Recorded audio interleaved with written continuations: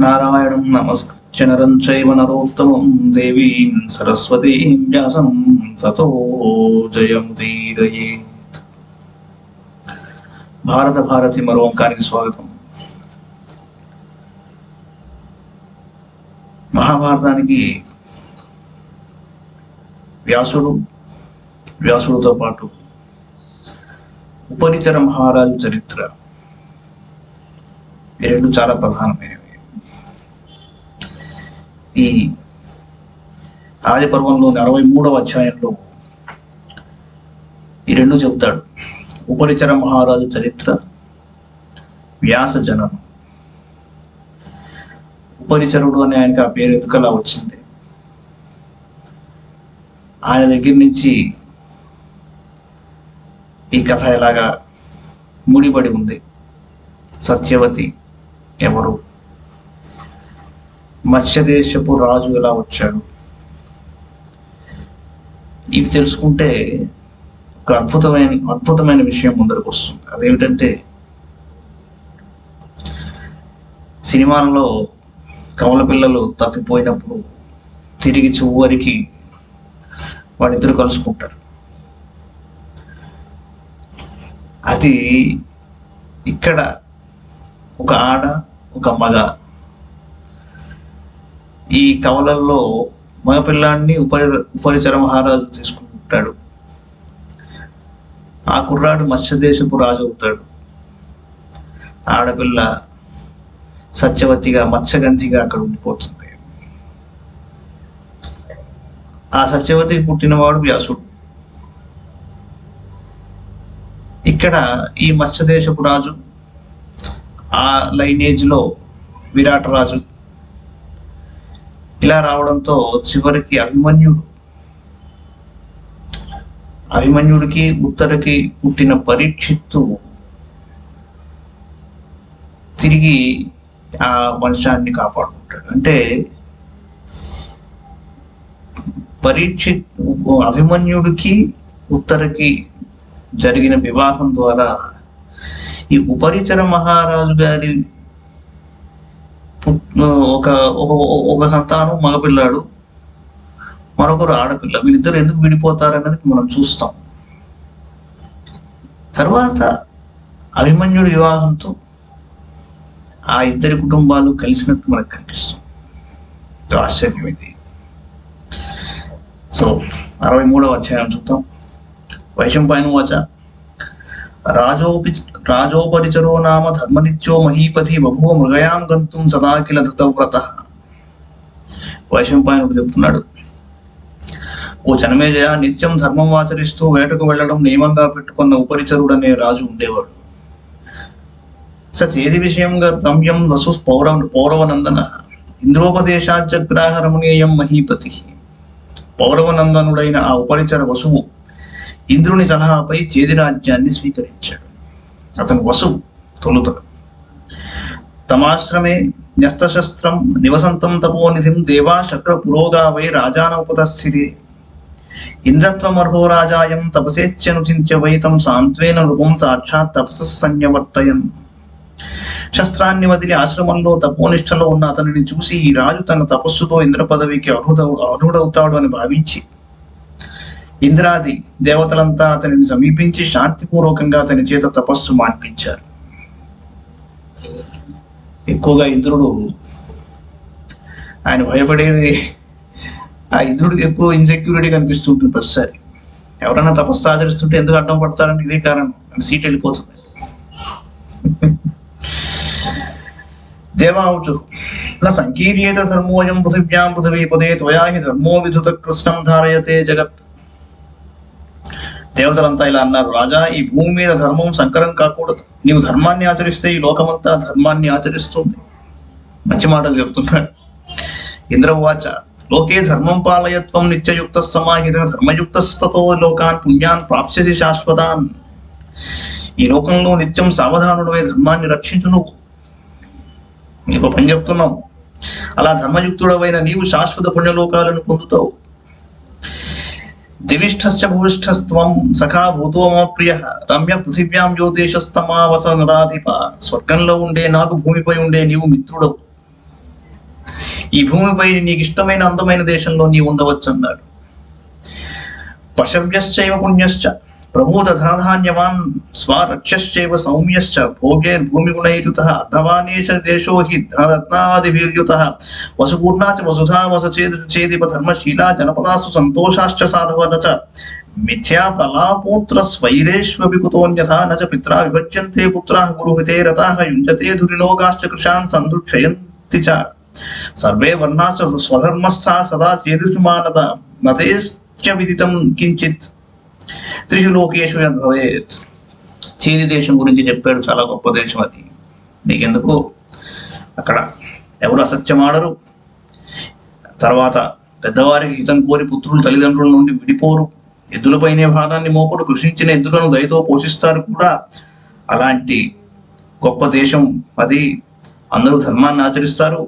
దేవోపభోగ్యం దివ్యం త్వాం ఆకాశే స్ఫాటికం మహత్ ఆకాశకం త్వాం మద్దత్తం విమానం ఉపత్స్యతే. ఒక విమానాన్ని ఇస్తున్నా నీకన్నాడు, అది స్ఫటిక నిర్మితం. దేవతలు మాత్రం ఉపభోగించేది, ఇది నీకు ఆకాశంలో ఇప్పుడు సిద్ధంగా ఉంటుంది. త్వమేక సర్వమర్త్యేషు విమాన పరమాస్థిత చరిష్యశుపరిస్థో హి దేవో విగ్రహవానివ. మానవులందరిలో నీ ఒక్కడివే శ్రేష్టమైన విమానాన్ని ఎక్కి రూపుదాల్చిన దేవుడిలా ఆకాశంలో సంచరింపగలవు. తదామిదే వైజయంతి మాలా మమ్లాన పంకజాం ధారయిష్యతి సంగ్రామే యాత్మాం శస్త్రైరవిక్షతం. వాడిని పద్మాలుండే వైజయంతి అనే మాల నీకు ఇస్తున్నాను. ఇది యుద్ధంలో ఆయుధాల వల్ల దెబ్బ తగలకుండా నిన్ను రక్షిస్తుంది. రక్షణం చైత దేవేహ భవితాతే నరాధిపా ఇంద్రమాలేతి విఖ్యాతం ధన్యం అప్రతిమం మహత్. ఇంద్రమాలగా ప్రఖ్యాతిగాంచిన ఈ మాల చాలా గొప్పది, దీనిని పోలినది మరొకటి లేదు. ఈ ఇంద్రమాలతో నిన్ను అందరూ గుర్తిస్తారన్నాడు. యష్టిం చ వైనవీం తస్మై దదౌ వృత్ర నిషూదనః ఇష్టప్రధానముద్దిష్ట శిష్టానాం ప్రతిపాలిని. వృత్రాసురుని చంపిన ఇంద్రుడు ఆ రాజుకు ఒక వేణు యష్టిని అంటే వెదురు కర్రని ఇచ్చాడు. అది కోరికలు తీరుస్తుంది, సజ్జనులను రక్షిస్తుంది. తస్యా శుక్రస్య పూజార్థం భూమౌ భూమిపతిస్తదా ప్రవేశం కారయామాస గతే సంవత్సరే తదా. ఆ రాజు ఇంద్రుడి గౌరవార్థం ఆ కర్రాన్ని ప్రతిష్ఠించి పూజించాడు. ఒక సంవత్సరం గడిచింది. తద ప్రభృతి రాజ్యాపి అష్టే చితిపసత్తమై ప్రవేశ క్రియతే రాజన్ యథా తేన ప్రవర్తితః. అపరేజుస్తస్తస్యాః క్రియతే త్యుచ్ఛ్రయో నృపైః అలంకృతాయాః పిటకైః గంధమాల్యైశ్చ భూషణైః మాల్యదామపరిక్షిప్తా విధివత్ క్రియతేపి చ. భగవాన్ పూజితే చాత్ర హంసరూపేణ చేశ్వరః. యష్టి ప్రవేశం జరిగిన మరుసటి రోజున దానికి ఉత్సవం చేస్తారు. దానిని పిటకాలతో గంధమాల్యాలతో వస్త్రాలతో చేసిన పెట్టి ఆకారం గల సంచుల్ని పిటకాలు అంటారు.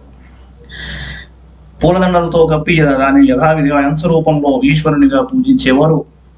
స్వయమేవ గృహీతేన వసో ప్రీత్యా మహాత్మనః సతాం పూజాం మహేంద్రస్తు దృష్ట్వా దేవకృతాం శుభాం వసునా రాజముఖ్యేన ప్రీతి మానబ్రవీత్ ప్రభు ఏ పూజయిష్యంతి రాజానశ్చ ముఖం మమ కారయిష్యంతి చ ముదా యథా చేతి పతిర్నృపః తేషాం శ్రీ విజయశ్చేవ సరాష్ట్రాణాం భవిష్యతి.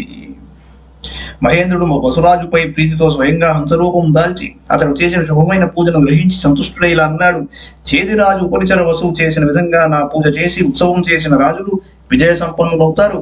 వారి రాజ్యాలు సంపదలతో విజయాలతో విలసిల్లుతాయన్నాడు ఇంద్రుడు. తథా స్ఫీతో జనపదః పునిదశ్చ భవిష్యతి. ఏవం మహాత్మనా తేన మహేంద్రేణ రాధిప వసు ప్రీత్యా మఘవతా మహారాజోభిసత్కృతః ఉత్సవం కారయిష్యంతి సదా శక్రస్య ఏ నరాః భూమి రత్నాదిభిర్దానైః తథా పూజ్యా భవంతి తే వరదాన మహాయజ్ఞైః తథా శక్రోత్సవేన చ. అంతేకాక ఆ రాజుల ఏలుబడిలోని జనపదాలు క్రమక్రమంగా ఉన్నతిని పొందుతాయి. ఇలా అని మహేంద్రుడు ఉపరిచర వసువును ప్రీతితో సత్కరించాడు. భూమి రత్నాది దానాలతో ఇంద్రోత్సవాన్ని చేసిన మానవులు వరదాన మహాయజ్ఞాదులచే పూజనీయులవుతారు. సంపూజితో భగవత వసుశ్చేదీశ్వరో నృపః పాలయామాస ధర్మేణ చేదిస్థః పృథివీమిమాం. ఇలా ఇంద్రుని చే పూజింపబడిన వసువు చేది దేశంలో ఉండి ఈ భూమిని ధర్మంగా పరిపాలింపసాగాడు. ఇంద్రప్రీత్యా చేదిపతిష్టకారేంద్రమహం వసువు పుత్రాశ్చాస్య మహావీర్యాః పంచ సన్నమితౌజసః. ప్రతి సంవత్సరం ఇంద్రోత్సవం చేసేవాడు ఈ ఉపరిచర వసువు మహారాజు. అనంతరం అతనికి మిక్కిలి బలశాలులైన 5 కుమారులు కలిగారు. నానారాజ్యేషు చ సుతాన్ స సమ్రాడభ్యసేచయత్ మహారథో మాగధానాం విశ్రుతో యో బృహద్రథః. వసురాజు తన కుమారులను వివిధ రాజ్యాలకు అభిషిక్తుని చేశాడు. అందులో మహారథుడైన బృహద్రథుడు మగధరాజ్యానికి రాజుగా ప్రఖ్యాతి చెందాడు. ప్రత్యగ్రహ కుశాంబశ్చ యమాహూర్మణివాహనం మావేల్లశ్చ యదుశ్చేవ రాజన్యశ్చాపరాజిత. ప్రత్యగ్రహుడు రెండోవాడు. మూడవవాడైన కుశాంబుని మణివాహనుడు అని కూడా అంటారు. నాలుగోవాడు మావేల్లుడు. ఐదోవాడు యదువు. ఇతడు ఎవరి చేతిలోనూ ఓడిపోలేదు. ఏతేదశ సుతారాజన్ రాజర్షేర్భురి తేజస నివాసిన్నావిశ్వైః తే దేశాంశ పురాణి చ. జనమేజయ, గొప్ప తేజవంతుడు రాజర్షి అయిన ఉపరిచర వసువు కుమారులు తమ తమ పేర్ల మీదుగా నగరాలను దేశాలను ఏర్పాటు చేసి నివసించారు. వాసవాహ పంచరాజాన శాశ్వతాః వసంతమింద్రప్రాసాదే ఆకాశే స్ఫాటికే చతం ఉపదస్తుర్మహాత్మానం గంధర్వాప్సరసో నృపం రాజోపరిచరేత్యేవం మామ తస్యాథ విశ్రుతం. వసురాజు కుమారులు ఐదుగురు వేర్వేరు రాజ్యాలను పాలిస్తూ వేరువేరుగా తమ సనాతన వంశ పరంపరను కొనసాగించారు. చేదిరాజైన వసువు మాత్రం తిరుగుతూ ఆకాశంలోనే ఉండేవాడు. గంధర్వులు అప్సరసులు ఆ మహాత్ముని సేవించడానికి వచ్చేవారు. ఆకాశంలో పైపైన చరించి అతనికి ఉపరిచర వసు అనే పేరు ప్రసిద్ధి చెందింది. కొద్దిగా డీప్గా ఆలోచిస్తే జీవితానికి 3 స్ఫియర్స్: లౌకికం, అలౌకికం, తాత్వికం.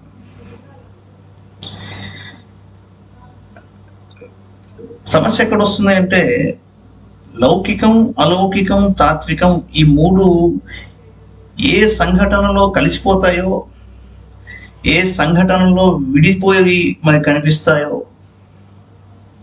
గుర్తించడం చాలా కష్టం. అదే మాయ. లౌకికమైన ప్రక్రియలు. ఈ వసువు అనేవాడు ఎవరు? అసలు ఆయన తపస్సు ఆచరించుకుంటూ ఉండేవాడు. ఆయన మహారాజుని చేశారు, దివ్య శక్తుల్ని ఇచ్చారు. ఆయన ఆ విధంగా ఇంద్రోత్సవాన్ని జరుపుకుంటూ చక్కగా 5గురు కుమారులకు వివిధ రాజ్యాలకు అభిషేక్తులుగా చేసి పైన ఉన్న ఆ విమానంలోనే సంచరిస్తున్నాడు. అందుకని ఆయనకి ఉపరిచర వసువు అన్న పేరు వచ్చింది అన్నారు. అది కాంట్రాస్టింగ్ గా చూస్తే మామూలుగా భూమి మీద ఉండే రాజుల సంగతి వేరు, ఈ విధంగా రాజ్యం వెళ్ళిన వారి సంగతి వేరు. అంచేత కథాక్రమంలో మహాభారతం ఎంటైర్ ఎపిక్, దీంట్లో లౌకికం, అలౌకికం, తాత్వికం ఈ 3ంటిని ముందర పెట్టుకుని ఒక్కొక్క సంఘటనని అర్థం చేసుకుంటూ వెళ్లాల్సి ఉంటుంది. ఎందుకు చెప్తానంటే, కన్ఫ్యూజ్ చేసేసి అది అలా ఉంటుందండి అనేది అవకాశం ఎక్కువ ఉంటుంది ఒక్కో చోట. అలా కాకుండా ఇక్కడి నుంచి అలౌకికమైన పరిస్థితి ఒకటి మనకి వస్తోంది అని తెలుసుకోవాల్సిన అవసరం ఉంటుంది. కొన్ని చోట్ల కేవలం లౌకికంగా చెబుతాడు, ఇలా ఉంటుంది కాబట్టి ఇది అని. కొన్ని చోట్ల అలౌకికమైన దానిని తీసుకొచ్చి లౌకికంతో ముడిపెట్టి దానికి ఒక నిష్కర్ష మనకి చూపిస్తాడు. దానికి కొన్ని చోట్ల తత్వబోధం ఉంటుంది. దేనిని దేనికి అన్వయించుకోవాలి అది మన తెలివితేటల మీద ఆధారపడి ఉంటుంది.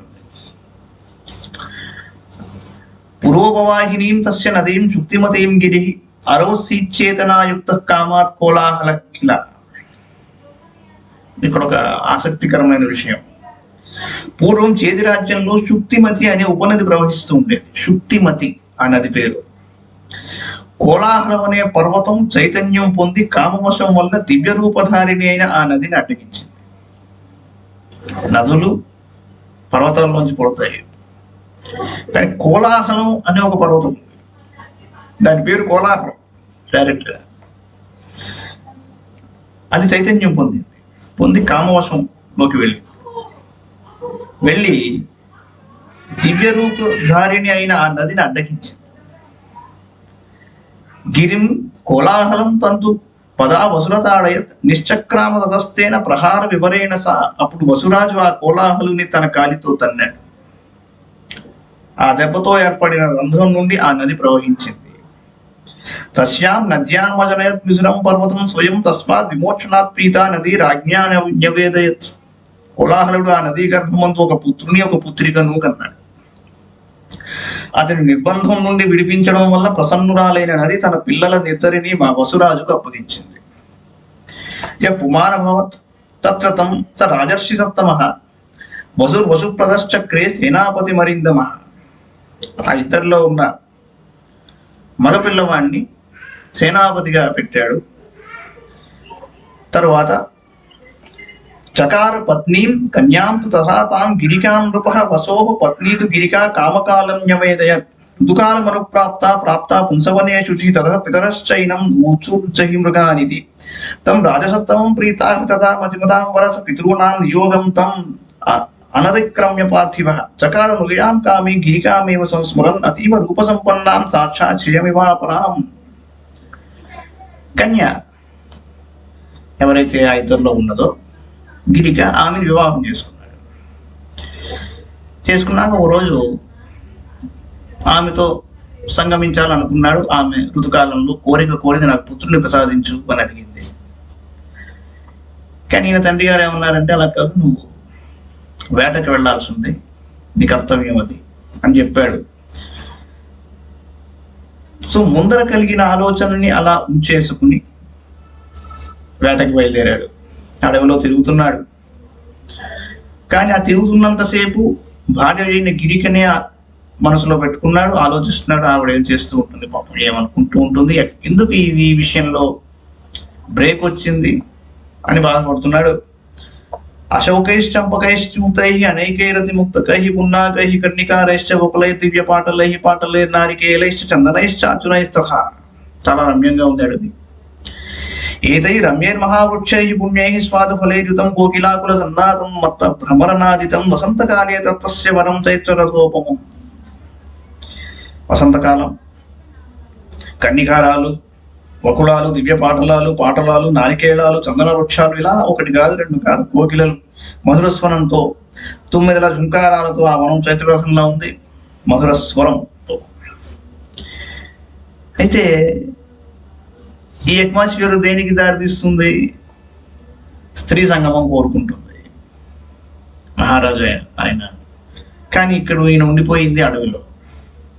మన్మథా విపరీతాత్మాన అపశ్యత్ గిరికాం తదా అపశ్యన్ కామ సంతప్త చరమాణో యదృచ్ఛయ.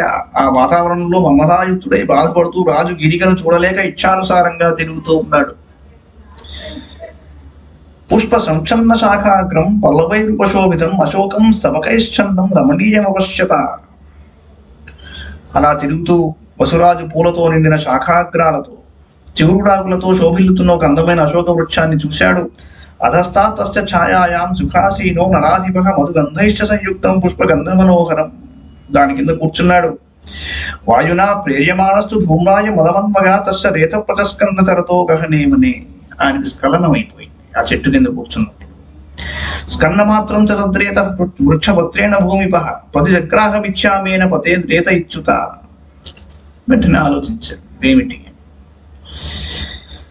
ఇక్కడ నేను ఇందాక చెప్పిన లౌకికంలోకి వెళ్ళాలి. మహానుభావులకి విషయం అర్థమైపోతుంది, ఇక్కడ జరిగింది ఏదో ఘటనలా ఉంది అని అనుకుని ఈ రేతస్సు వృధా కాకూడదని సంకల్పించి ఒక ఆకు దొప్పులోకి దాన్ని తీసుకున్నాడు. ఇదం మిథ్యా పరిస్కన్నం త్రేతోమేన భవేదితి ఋతుశ్చ తస్యా పత్యామేన మోహస్యాదితి ప్రభు సంచించైవం తదా రాజా విచార్య పునః పునః మోహత్వం చ విజ్ఞాయ రేతసో రాజసత్తమః. ఇది నిష్ఫలం కాకూడదు, అలాగే భార్య ఋతుకాలం కూడా నిష్ఫలం కాకూడదని చెప్పేసి ఒక నిశ్చయానికి వచ్చాడు. ఏమిటయ్యా అంటే, శుక్ర ప్రస్థాపనే కాలం మహిష్యా రసమీక్ష వై అభిమంత్ర్యాధ తత్శుక్రం ఆరాత్తిష్టం తమాశుగం సూక్ష్మ ధర్మార్థ తత్వజ్ఞం గత్వా శేనం తతో బ్రవీత్ మత్ప్రియార్థమిదం సౌమ్య శుక్రం మమ గృహం నయ గిరికాయాః ప్రయచ్ఛాసు తస్యా హ్యాత్తమమధ్య వై గృహీత్వా తదాశ్యేన స్థూర్ణముత్పత్య వేగవాన్. అప్పుడు వెంటనే ఆ శుక్రాన్ని అభిమంత్రించి ధర్మార్థాల సూక్ష్మతత్వం తెలిసిన రాజు తనకు దగ్గరలో ఉన్న డేగను సమీపించి, ఓ సౌమ్య, నీవు ఈ శుక్రాన్ని మా ఇంటికి తీసుకుని వెళ్ళి గిరికకు ఇయ్యి అన్నాడు. అప్పుడు ఆ డేగ దానిని తన కాళ్ల మధ్య పెట్టుకుని వేగంగా ఎగిరింది. జవం పరమం ఆస్థాయ ప్రద్రుద్రావిక విహంగమ తమ పశ్యదధాయాంతం శేనం శేనస్తథాపర. ఆ డేగ అలా వెళ్తుంటే మరో డేగ చూసింది. ఏమిటో అర్థం కాలేదానికి ఆ రెండు కొట్టుకోవడం మొదలు పెట్టాయి. అభ్యద్రవచ్చతం సత్య దృష్ట్వైవామిష శంకయ తుండ యుద్ధమధాకాశే తావుభౌ సంప్రచక్రతు. తుండ యుద్ధమధాకాశే ముక్కుతోనే కొట్టుకున్నాయి, యుద్ధం చేసుకున్నాయి. యుద్ధతోరపతద్రేత తచ్చాపి యమునాంబసి తద్రాత్రికేతి విఖ్యాత వర్మశాపాత్ వరాప్సరా. ఆ ఆకు కాస్త ఆ దొన్నె లాంటిది కింద పడిపోయింది, యమునా నదిలో పడింది. అక్కడో చరిత్ర.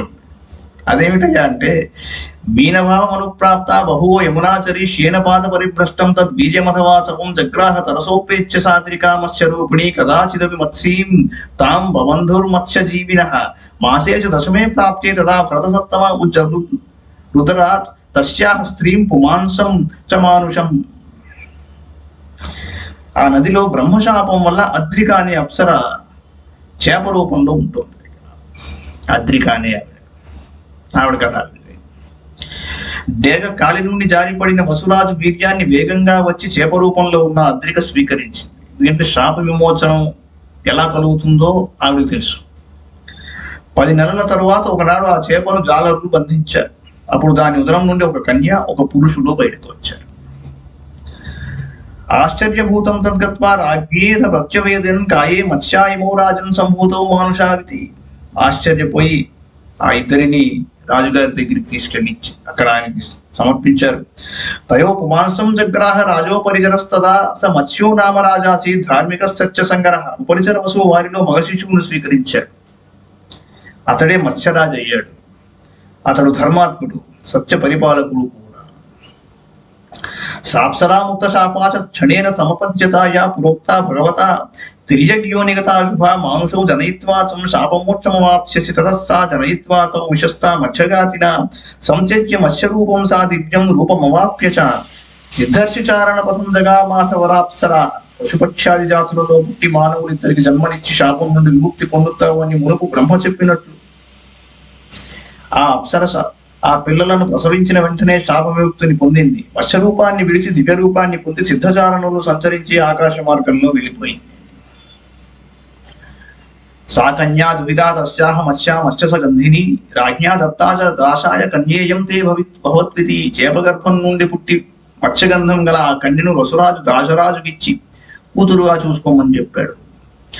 రూపసత్వ సమాయుక్త సర్వై సంహిత గుణై సాధు సత్యవతీ నామ మత్స్యఘాత్యపి సంశ్రయాత్. ఆసీత్ సా మత్స్యగంధైవ కంచిత్ కాలం శుచిస్మిత. శుశ్రూషార్థం పితుర్నావం వాహయంతీం జలే జతాం తీర్థయాత్రాం పరిక్రామం అపశ్యత్ వై పరాశరః. అతీవ రూప సంపన్నాం సిద్ధానామపి కాంక్షితాం. ఆ మత్స్యగంధి సత్యవతి మహాసౌందర్యవతి ఆవిడ నావను నడుపుకుంటూ ఉండేది. అలా నావ నడుపుకుంటున్న ఆ సత్యవతిని మహానుభావుడైన పరాశరుడు చూశాడు. దృష్ట్వైవ సతాం ధీమాన్ చకమే చారుహాసినీం దివ్యాం తాం వాసవీం కన్యాం రంభోరుం ముని పుంగవ. ఆయనకు కోరిక కలిగింది పరాశరుడికి. సంగమమ కళ్యాణి కురుష్వేత్యభ్యభాషత సావవీత్ పశ్చ భగవన్ పారావారే స్థితాన్ ఋషీన్. ఆయనతో సంగమించమని కోరాడు సత్యవతిని పరాశరుడు. అప్పుడు ఆవిడంది, ఓ పూజ్యుడా, ఈ నది ఒడ్డున ఆ ఋషులను చూడు. ఆవయోర్దృష్టయోరేభిః కథం తు స్యాత్ సమాగమః ఏవం తయోక్తో భగవాన్ నిహారమసృజత్ ప్రభుః. అక్కడ మునులు ఉన్నారు, వాడు చూస్తుంటే మనం ఈ పని ఎలా చేస్తామన్నది. ఏన దేశస్థ సర్వస్తు తమోభూతైవ భవ దృష్ట్వా సృష్టం తు నిహారం తతస్థం పరమర్షిణా విస్మిత సాహోత్కన్యా విడితా చ తపస్విని. పరాశరుడు సామాన్యుడా. ఆయన వెంటనే మంచును సృష్టించాడు. ఆశ్చర్యపోయింది సత్యవతి. అప్పుడు సత్యవతి అన్నది, విధిమా భగవన్ కన్యాం సదా పితృవశానుగా. నేను కన్యను, తండ్రి దగ్గర ఉంటున్నదాన్ను. త్వత్సంయోగాచ్చ దృశ్యేత కన్యాభావో మమానఘ కన్యాత్వేద్ ఉచిదేవాపి కథం సఖ్యే ద్విజోత్తమ గృహం గంతుం నృషే చాహం ధీమన్ న స్థాతుముత్సహే ఏతత్ సంచింత్య భగవన్ విధత్స్వ యదనంతరం. నీతో కలయిక వల్ల నా కన్యాత్వం దూషితమవుతుంది. ఓ ద్విజోత్తమ, కన్యాత్వం చెడిన తర్వాతకి నేను ఇంటికి ఎలా వెళతాను? బుద్ధిమంతుడా, అట్టి స్థితిలో నేను ఇక జీవించి ఉండలేను. ఇదంతా బాగా ఆలోచించి తర్వాత చేయదగింది చెయ్యి. ఏవ ముక్తవతీం తాం తు ప్రీతిమాన్ ఋషిసత్తమః ఉవాచ మత్ప్రియం కృత్వా కన్యేవ త్వం భవిష్యసి వృణీష్వ చ వరం భీరుయం త్వమిచ్చసి భామిని వృధాహిన ప్రసాదో మే భూతపూర్వం శుచిస్మిత. ఇలా పలికిన సత్యవతితో ప్రసన్నుడైన పరాశరుడు ఇలా అన్నాడు, నా ఇష్టాన్ని చేకూర్చినా నీవు కన్యగానే ఉంటావు. వరం ఇచ్చాడు ఆవిడికి. నీకు కావలసిన వరాన్ని కోరుకో, నిర్మలహాసిని, నా అనుగ్రహం మునుపెన్నడూ వ్యర్థం కాలేదన్నాడు. ఏవముక్తా వరం వవ్రే గాత్ర సౌగంధ్యముత్తమం స చాశ్రీ భగవాన్ ప్రాదాత్ మనస కాంక్షితం భువి. అలా చెప్పాక సత్యవతి తన శరీరం సుగంధభరితం కావాలని వరం కోరుకుంది. పూజ్యుడైన పరాశరుడు ఇహలోకంలో ఆమె కోరుకున్న దాన్ని అనుగ్రహించాడు. తతో లబ్ధవరా ప్రీత స్త్రీభావ గుణభూషిత జగామస సంసర్గం ఋషినాద్భుత కర్మణ తస్యాసు యోజనాత్ గంధం ఆజిఘ్రంత నరరా భువి తేన గంధవతీచ్యేవం నామాశ్చా ప్రతితం భువి తస్యా యోజనగంధితో నామాపరం స్మృతం. ఆ తర్వాత చక్కని సుగంధం పొందడం వల్ల ఆవిడికి గంధవతి అనే పేరు, అలాగే యోజనం, ఒక యోజన దూరం వరకు ఆ గంధం వ్యాపించడం వల్ల ఆవిడికి యోజన గంధి అనే పేరు కూడా వచ్చింది. ఇది సత్యవతీ దృష్టా లబ్ధ్వా వనమనుత్తమం పరాశరేణ సంయుక్త సత్యో గర్భం సుషావస జజ్ఞే చ యమునా ద్వీపే పారాశర్యస్స వీర్యవాన్. ఆ యమునా ద్వీపంలో సత్యోగర్భం దాల్చింది. సత్యోగర్భం ఏమిట్రా అంటే నవమాసాలతో పని లేదు. పుట్టిన పిల్లవాడు కూడా యుక్త వయస్సుకు వచ్చేస్తాడు, అంటే యువావస్థకు వచ్చేస్తాడు పుట్టగానే. దాన్ని సత్యోగర్భం అంటారు. మాతర్మనుజ్ఞాప్య తపస్యేవ మనోదతే స్మృతోహం దర్శయిష్యామి కృత్యేష్వితి చసోబ్రవీద్. అతడే అవసరమైన పని కలిగినప్పుడు తలుచుకుంటే వెంటనే కనబడతానని తల్లికి మాట ఇచ్చి తపస్సునందే మనస్సును లగ్నం చేశాడు. ఎవరయ్యా ఆయన అంటే ఆయనే వ్యాసుడు. ఏవం ద్వైపాయనో జజ్ఞే సత్యవత్యాం పరాశరాత్ న్యస్తో ద్వీపే సయద్ బాలః తస్మాత్ ద్వైపాయన స్మృతః. ఇలా పరాశరుని వల్ల సత్యవతికి ద్వైపాయనుడు జన్మించాడు. ద్వీపంలో నివసించడం చేత అతడు ద్వైపాయనుడని పిలువబడ్డాడు.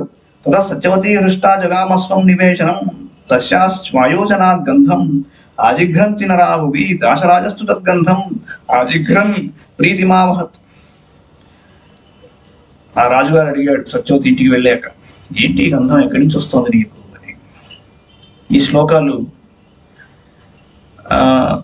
వ్యాసుడి భారతం తర్వాత, అంటే ఎలా అంటారంటే దక్షిణ ప్రాంతంలో భారతం ఎలా అయితే దొరుకుతుందో, ఎలా లబ్ధమవుతుందో అందులో ఉన్న శ్లోకాలు అని బ్రాకెట్స్ లో పెడతారు ఈ శ్లోకాలని. త్వామాహుర్మత్స్యగంధేది కథం బాలే సుగంధత అపాస్య మత్స్యగంధత్వం కేన దత్తా సుగంధత. అప్పుడు దాశరాజు అడిగాడు, అమ్మాయి నిన్ను మత్స్యగంధ అంటున్నారు కదా, నీకు ఈ సుగంధం ఎలా వచ్చింది? నీ చేప వాసన పోగొట్టి ఈ మంచి వాసన నీకు ఎవరిచ్చారు అని అడిగాడు. సత్యవత్యువాచ శక్తే పుత్రో మహాప్రాజ్ఞ పరాశర ఇది స్మృతః నావం వాహయమానాయాః మమ దృష్ట్వా సుగర్హితం అపాస్య మత్స్యగంధత్వం యోజనాత్ గంధతాం దదౌ ఋషి ప్రసాదం దృష్ట్వా తు జనా ప్రీతిముపాగమన్. అప్పుడు ఆవిడ జరిగిన కథ చెప్పింది, ఇలా నాకు వరం ఇచ్చాడు ఆయన అని. పాదాపసారిణం ధర్మం సతు విద్వాన్ యుగే యుగే ఆయుశక్తించ మత్స్యానాం యుగావస్థామవేక్ష బ్రహ్మణో బ్రాహ్మణానాం చ తదానుగ్రహకాంక్షయా వివ్యాస వేదాన్ యస్మాత్ తస్మాత్ వ్యాస ఇది స్మృతః. విద్వాంసుడైన ద్వైపాయనుడు యుగయుగానికి ఒక్కొక్క పాదం చొప్పున లోపిస్తున్న ధర్మాన్ని, మానవులకు లోపిస్తున్న ఆయుష్శక్తులను, యుగాల దురవస్థను చూచి వేదాలను బ్రాహ్మణులను అనుగ్రహింపదలచి వేదాలను విస్తరింపజేశాడు. అందువల్లే అతడు వేదవ్యాసుడని ప్రసిద్ధి పొందాడు. వేదానధ్యాపయామాస మహాభారత పంచమాన్ సుమంతుం జైమినిం పైలం సుఖం చైవ సుమాత్మజం ప్రభుర్వరిష్ఠో వరద వైశంపాయనమేవ చ సంహితాస్తైః బృహత్వేన భారతస్య ప్రకాశిత. మహాభారతంతో పాటు వేదాలను సుమంతుడు, జైమిని, పైలుడు, తన కుమారుడైన శుకుడు, వైశంపాయనుడు అనే వారికి నేర్పాడు. వారు వేరువేరుగా భారత సంహితను వ్యాప్తి చేశారు. అందుకే మహాభారతానికి పంచమ వేదం అనే పేరు వచ్చింది. తదా భీష్మశాంతనః గంగాయామమితద్యుతి వసువీర్యాత్ సమభవత్ మహావీర్యో మహాయశ. అదేవిధంగా భీష్ముడు సంతనునికి గంగయందు వసువుల తేజస్సుతో మహాపరాక్రమవంతునిగా, మహాకీర్తిమంతునిగా జన్మించాడు. అదో గొప్ప కథ వస్తుంది తర్వాత. వేదార్థ విద్య భగవాన్ ఋషి విప్రో మహాయశాః శూలే ప్రోత పురాణర్షి అచౌరశ్చౌరశంకయా అనీమాండవేచ్యేవం విఖ్యాత మహాయశాః ధర్మమాహూయ పురా. మహర్షిరిదము ముక్తవాన్. పూర్వకాలంలో వేదాంతం తెలిసిన గొప్ప కీర్తికల అనీమాండవ్యుడనే పురాతన ఋషి ఉండేవాడు. అతడు చోరుడు కాకుండా చూరుడిని ఆరోపింపబడి చూలారోపణతో మరణించాడు. పరలోకంలో అతడు ధర్ముని పిలిచి ఇలా అన్నాడు: చీకయా మయా బాల్యాత్ విద్యా ఏకా శకుంతిక తత్ కిల్బిషం స్మరే ధర్మ నాణ్యత్ పాపం అహం స్మరే. ఓ యమధర్మరాజా, బాల్యంలో తెలియక నేను ఒక ఇనుప ఊచతో చిన్న పక్షిని పొడిచాను. అంతకంటే నేను ఇంకా వేరే ఏ పాపం చేసినట్లు గుర్తులేదు. తన్మే సహస్రమమితం కస్మాన్ నేహాజయతప గరీయాన్ బ్రాహ్మణ వదస్సర్వభూతవధాత్యత. నేను 1000 సంవత్సరాలు తపస్సు చేశాను. ఆ తపస్సు ఎందువల్ల ఈ పాపాన్ని జయింపలేకపోయింది? అన్ని ప్రాణుల వధ కంటే బ్రాహ్మణ వధ పెద్ద దోషం కదా. తస్మాత్వం కిల్బిషి ధర్మ శూద్రయోనౌ జనిష్యసి తేన శాపేన ధర్మోపి శూద్రయోనావజాయత. ధర్ముడా, అందువల్ల పాపం చేసిన నీవు శూద్ర జన్మ ఎత్తుతా ఉన్నాడు. అతని శాపం చేత ధర్ముడు శూద్ర స్త్రీ యందు జన్మించాడు. విద్వాన్ విదుర రూపేణ ధార్మీ తనుర గిల్బిషి సంజయో మునికల్పస్తు జజ్ఞే సూతో గవల్గణాత్. పాపరహితమైన ధర్ముడు పండితుడు విదురుని రూపంలో ఆవిర్భవించాడు. ముని వంటి సంజయుడు సూతునిగా గవల్గణుడి వల్ల జన్మించాడు. సూర్యాచ కుంతి కన్యాయా జజ్ఞే కర్ణో మహాబల సహజం కవచం బిభ్రత్ కుండలోద్యోతితానన. కుంతి భోజిని కూతురు కుంతికి స్కుటుని వల్ల మహాబలుడైన కర్ణుడు జన్మించాడు. అతడు సహజమైన కవచ కుండలాలతో ప్రకాశించేవాడు. ఈ పాత్రల్ని సంక్షిప్తంగా అలా టూకీగా చెప్పేస్తున్నాడు. అనుగ్రహార్థం లోకానాం విష్ణుర్లోక నమస్కృత వసుదేవాత్తు దేవఖ్యాం ప్రాదుర్భూతో మహాయశాః. లోకాలన్నీ నమస్కరించే మహాయశస్వి శ్రీ మహావిష్ణువు లోకానుగ్రహం కోసం వసుదేవుని ద్వారా దేవకి యందు జన్మించాడు. అనాది ధనోదేవ సకర్తా జగత ప్రభు అవ్యక్తమక్షరం బ్రహ్మ ప్రధానం త్రిగుణాత్మకం. అతడే ఆద్యంత రహితుడు, జగత్తునకు కర్త, సమర్థుడు, అవ్యక్తుడు, అక్షరుడు, బ్రహ్మ కారణం, త్రిగుణాత్మకం కూడా. ఆత్మానం అవ్యయం చైవ ప్రకృతిం ప్రభుం పురుషం విశ్వకర్మాణం సత్వయోగం ధ్రువాక్షరం అనంతమచలం దేవం హంసం నారాయణం ప్రభుం ధాతారమజం అవ్యక్తం యమాహు పరమవ్యయం కైవల్య నిర్గుణం విశ్వం అనాది మజమవ్యయం పురుషస్థ విభూ కర్త సర్వభూత పితామహ. అతడే ఆత్మ, అవ్యయం, ప్రకృతి, కారణం, అధిష్టాత, పురుషుడు, విశ్వకర్మ, సత్వయుక్తుడు, నిశ్చలుడు, అక్షరం, అనంతం, అచలం, హంస, నారాయణుడు, ప్రభువు, ధాత, అజుడు, అవ్యక్తం, పరం, అవ్యయం, పురుషుడు, విభుడు, కర్త, సర్వభూత పితామహుడు. ధర్మ సంవర్ధనార్థాయ ప్రజజ్ఞేంధక వివృష్ణిషు అస్త్రజ్ఞం తు మహాబీజౌ సర్వశాస్త్ర విశారదౌ. అంధక వృష్ణివంశాల్లో ధర్మాన్ని వర్ధిల్లజేయడానికి అస్త్రజ్ఞానం, మహాపరాక్రమం, సర్వశాస్త్ర పాండిత్యము గల సాత్యకి కృతవర్మలు జన్మించారు. సాత్యకి కృతవర్మాచ నారాయణ మనోవ్రతౌ సత్యకాధృతికాచ్చైవ జజ్ఞాతే అస్త్ర విశారదౌ. వారు నారాయణుని అనుచరులు. ఇరువురు అస్త్ర విశారదులు. సత్యకునికి సాత్యకి, హృదికునికి కృతవర్మ జన్మించారు. భరద్వాజస్య చ స్కన్నం ద్రోణ్యాం శుక్రమవర్ధత. మహర్షి రుగ్ర తపస్తస్మాత్ ద్రోణో వ్యజాయత. ఉగ్రమైన తపస్సు చేసే భరద్వాజ మహర్షి నుండి స్ఖలితమైన శుక్రాన్ని ద్రోణియందు భద్రపరిచారు. దాని నుండి ద్రోణుడు జన్మించాడు. గౌతమాన్ మిథునం జజ్ఞే శరస్తంభాక్షరద్వత అశ్వత్థామ్నశ్చ జననీ కృపశ్చైవ మహాబల. గౌతమ గోత్రీయుడైన శరద్వంతునికి శరస్తంభం నుండి కవలలు జన్మించారు. అందులో ఒకరు అశ్వత్థామకు తల్లి అయిన కృపి, మరొకరు మహాబలుడైన కృపాచార్యుడు. అశ్వత్థామాదు తతో జజ్ఞే ద్రోణాదేవ మహాబల తథైవ దృష్టజుమ్నోపి సాక్షాత్ అగ్ని సమచ్యుతి వైతానే కర్మణి తత పావకా సమజాయత. వీరో ద్రోణ వినాశాయ ధనురాదాయ వీర్యవాన్. ద్రోణుని వల్ల మహాబలుడైన అశ్వత్థామ జన్మించాడు. అలాగే దుష్టజుమ్నుడు సాక్షాత్తు అగ్నితో సమానమైన తేజస్సు గలవాడు. యజ్ఞ కర్మ మందలి అగ్నిహోత్రం నుండి ద్రోణ వినాశనం కోసం పుట్టాడు. అతడు ధనుర్ధారి, పరాక్రమవంతుడు. తత్రైవ వేద్యాం కృష్ణాపి జజ్ఞే తేజస్విని శుభా విభ్రాజమానా వపుషా బిభ్రతి రూపముత్తమం. అదే యజ్ఞవేదిక నుండి తేజోవతి శుభస్వరూప అయిన కృష్ణ అంటే ద్రౌపది ఉత్తమమైన రూపంతో ప్రకాశించే శరీరంతో జన్మించింది. ప్రహ్లాద శిష్యో నగ్నజత్ సుబలశ్చాభవత్తతః తస్య ప్రజాధర్మహంత్రీ జజ్ఞే దేవ ప్రకోపనాత్. గాంధార రాజపుత్రో అభూత్ శకుని సౌబలస్తథా దుర్యోధనశ్చ జననీ జజ్ఞాతీర్థ విశారదౌ. ప్రహ్లాదుని శిష్యుడైన నగ్నచిత్తు సుబలునిగా జన్మించాడు. అతనికి దేవతల కోపం వల్ల ధర్మకంటకమైన సంతానం కలిగింది. గాంధార రాజైన సుబలునికి అర్ధ విశారదులైన శకుని గాంధారి జన్మించారు.